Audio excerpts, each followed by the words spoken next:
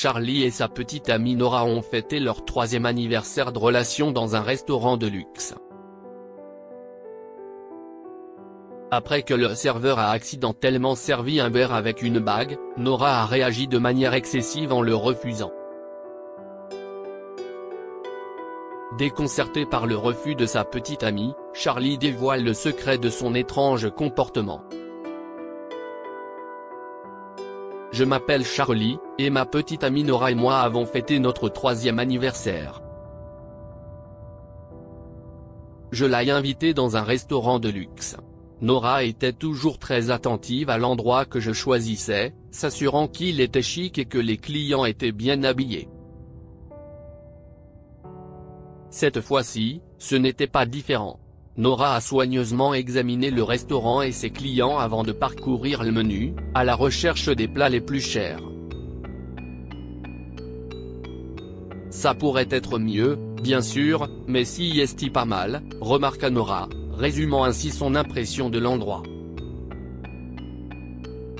Si est un restaurant très prestigieux. J'ai dû réserver une table un mois à l'avance. J'espérais que cela te plairait. Répondit Nora calmement. Finalement, le serveur s'approcha de nous et prit nos commandes. Nora commanda le plat le plus cher du menu et une bouteille de champagne. Il m'était difficile de m'offrir un tel dîner, mais j'aimais Nora et j'étais prêt à faire n'importe quoi pour elle. J'avais oublié de commander du pain pour notre table, alors j'ai levé la main pour appeler le serveur, qui m'a curieusement fait un clin d'œil en guise de réponse. Une minute plus tard, il apporta 2 coupes de champagne, et quelque chose scintilla au fond du verre de Nora. Oh non. Charlie, ne me fais pas ça. Non. Nora réagit étrangement en voyant le verre. J'étais perplexe. De quoi parles-tu, chérie? Ceci. Nora retira la bague du verre. Tu sais que je ne suis pas prête pour ça. Je ne l'ai pas mise là, ça doit être une erreur. Serveur? Un autre serveur se précipita, s'excusa et expliqua que leur nouveau collègue avait mélangé les tables. Il avait placé la bague dans notre verre, alors qu'elle était destinée à un autre homme qui avait préparé une demande en mariage pour sa compagne. Après que le serveur se soit excusé abondamment et soit parti, Nora sourit et commença à manger comme si rien ne s'était passé. Pourquoi as-tu réagi comme ça? Tu ne veux pas m'épouser? Ai-je demandé, confus et blessé. Je n'ai pas dit ça. Pourquoi demandes-tu cela? C'était juste une erreur, répondit Nora calmement, en souriant. Oui, ils ont tout mélangé, mais ta réaction? Qu'est-ce ce que c'était? Nous sommes ensemble depuis 3 ans.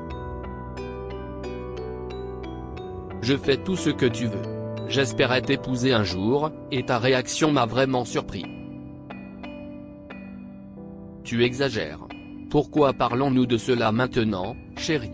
Profitons de notre dîner. Nous avons continué à dîner, Nora parlant de sa journée et d'autres sujets triviaux, mais sa réaction m'est restée en tête. Pourquoi avait-elle réagi de la sorte? Je me sentais triste et blessé, mais je gardais le contrôle de mes émotions.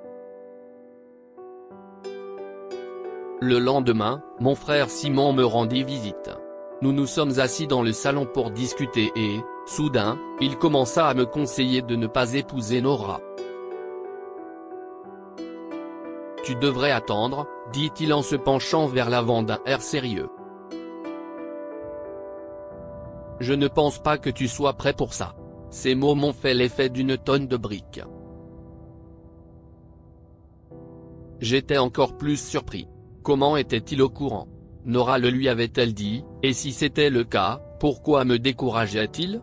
J'ai essayé d'assimiler ses paroles, avec un mélange de confusion et d'incrédulité.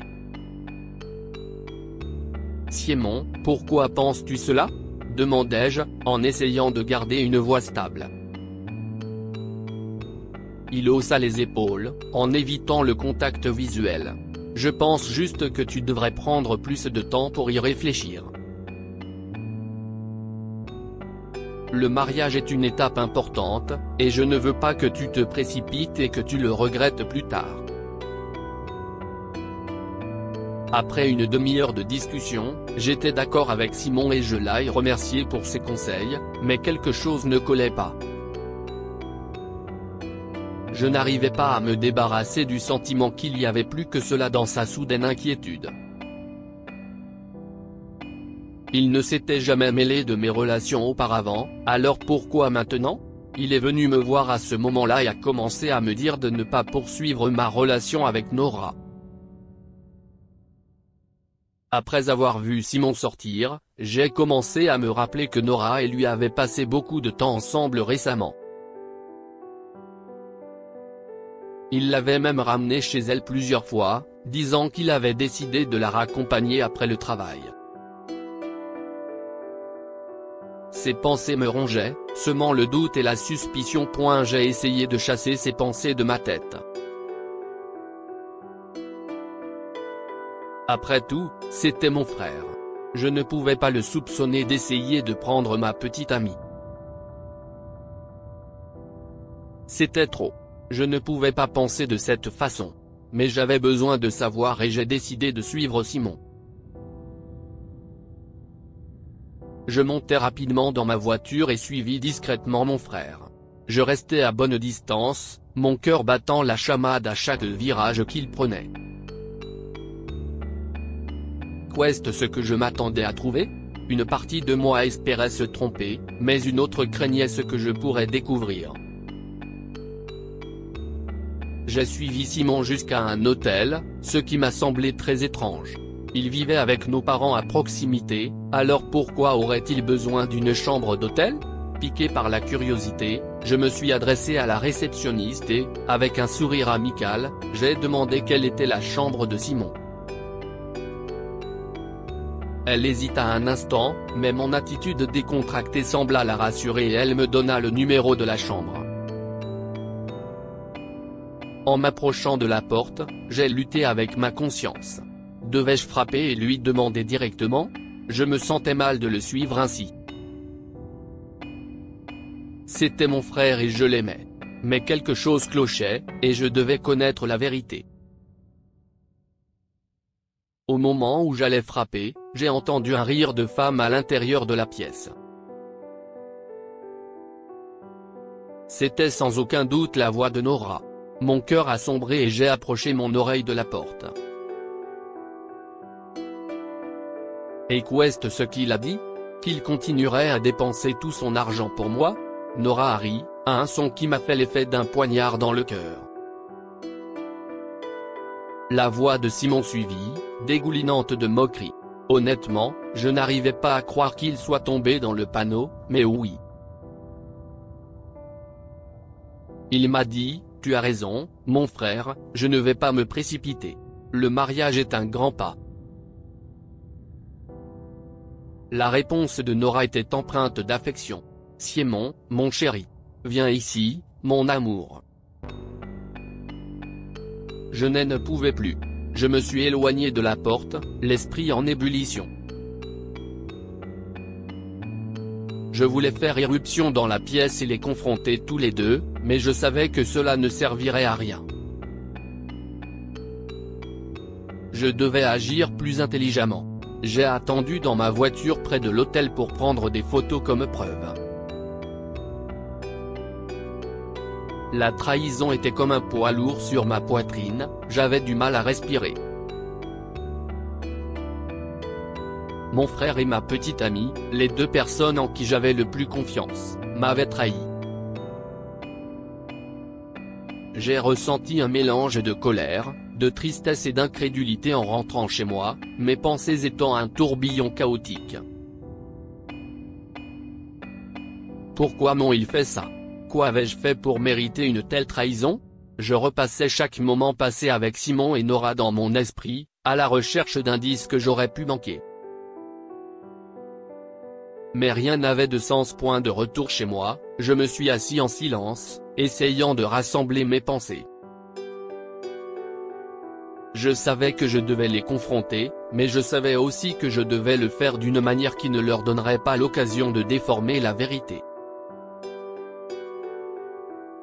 J'avais besoin d'un plan. Ce soir-là, j'ai emmené Nora chez mes parents pour dîner. Je savais où elle était allée plus tôt, mais je n'ai pas demandé. Je voulais garder le secret sur ce que je savais, car l'effet de surprise était crucial pour ce que je prévoyais. Mes parents, mon frère Simon et Nora étaient tous là, assis autour de la table. La pièce était remplie de l'arôme de la cuisine de ma mère et du bruit des couverts qui s'entrechoquaient. Au fur et à mesure que le repas avançait, je n'ai pas pu m'empêcher de remarquer que Simon et Nora s'échangeaient des regards. Ils semblaient nerveux et je pouvais sentir leur anxiété monter. J'ai tapé ma fourchette contre mon verre et j'ai demandé un moment d'attention. J'aimerais porter un toast, dis-je en me levant. Comme vous le savez tous, hier a marqué les 3 ans de ma relation avec Nora. Tout le monde a souri, écoutant attentivement. Mes parents rayonnaient de fierté, mais je pouvais voir de la confusion dans les yeux de Simon et de Nora. Ils ont échangé des regards perplexes, ne sachant pas trop où cela allait les mener. Aujourd'hui, poursuivis-je, je pense qu'il est temps que notre relation passe à l'étape suivante. N'est-ce pas, ma chérie ? Ai-je dit en regardant directement Nora, qui me fixait avec de grands yeux paniqués, en secouant légèrement la tête. Mes chers parents, mon frère bien-aimé, je veux vous dire. Tout le monde a retenu son souffle, écoutant en silence. Point que ma petite amie me trompe avec mon frère Simon. Point sur ce, j'ai jeté sur la table les photos que j'avais prises à l'extérieur de l'hôtel. Les images montraient clairement Nora embrassant Simon alors qu'ils se disent au revoir à l'entrée. La pièce est restée silencieuse pendant un moment, puis une explosion de réactions a suivi. Ma mère a sursauté, portant sa main à sa bouche. Le visage de mon père est devenu rouge de colère. Simon et Nora sont restés figés, le choc et la peur se lisant sur leur visage. Si est-il vrai ? Demanda mon père en regardant directement Simon. Simon a balbutié, « Papa, je peux t'expliquer. » Expliquer quoi ? Intervint ma mère, sa voix tremblant d'un mélange de colère et de déception. Comment as-tu pu trahir ton propre frère ? Nora essaya de parler, « Charlie, s'il te plaît, laisse-moi t'expliquer. » Je l'ai coupé, ma voix étant froide et ferme. Il n'y a rien à expliquer. Je te faisais confiance, Nora. Je vous ai fait confiance à tous les deux. Et si est-il comme ça que vous remerciez ? Mes parents ont immédiatement mis Simon et Nora à la porte de la maison. La voix sévère de mon père a résonné dans la pièce. Simon, tu dois trouver un autre endroit où vivre. Nous ne garderons pas quelqu'un comme toi dans notre maison. Nous avons honte de la façon dont nous t'avons élevé. Nora, les larmes coulant sur son visage, a essayé de me supplier. « Charlie, s'il te plaît, ce n'est pas ce que tu penses. Nous pouvons en parler. » Mais je n'avais fini. Si est-il exactement ce que je pense. Tu as fait ton choix, et maintenant tu dois l'assumer. J'ai déjà bloqué la carte que tu utilises, et je ne paierai plus ni ta voiture ni ton téléphone. Laisse ton nouveau petit ami, Simon, s'occuper de toi. Entretenir quelqu'un comme toi n'est pas facile. Sur ce, Simon et Nora sont partis, la tête basse. Mes parents étaient encore sous le choc, essayant d'assimiler ce qui venait de se passer. La trahison m'a piqué, mais j'ai ressenti un étrange sentiment de soulagement. La vérité avait éclaté et je pouvais commencer à aller de l'avant. Après leur départ, mes parents ont essayé de me consoler. Ma mère m'a serré fort dans ses bras, les larmes aux yeux. Je suis vraiment désolé, Charlie. Je n'aurais jamais cru que Simon puisse faire quelque chose comme ça. Mon père a posé une main sur mon épaule. Tu mérites mieux, mon fils. Nous sommes là pour toi. J'ai acquiescé, appréciant leur soutien. La soirée avait été douloureuse, mais elle était nécessaire.